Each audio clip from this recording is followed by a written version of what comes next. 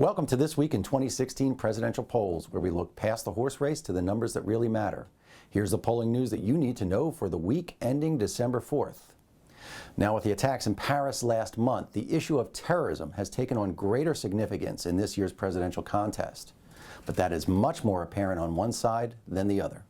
When asked to name the most important issue in the country, 30% of Republicans cite terrorism in a recent Economist YouGov poll, far outpacing all other concerns, including the economy and immigration. Just 12% of Democrats say the same.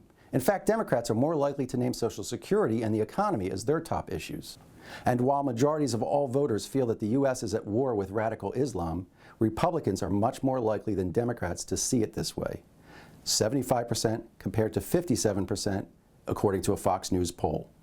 And a solid majority of Republicans say that we need to send ground troops into the Middle East to fight the Islamic State, but fewer than 3 in 10 Democrats agree. And we see these same results playing out in the early voting state of Iowa. Our recent Quinnipiac poll there of likely caucus goers found that 73% of Republicans, compared to just 33% of Democrats, support sending ground troops to fight ISIS. And what may be surprising is that these Paris attacks seem to have very little to do with those differences. In fact, a Quinnipiac poll taken months ago in Iowa found exactly the same numbers. What's more is that we find that these partisan differences extend to sympathy for Syrian refugees who are trying to escape the fighting.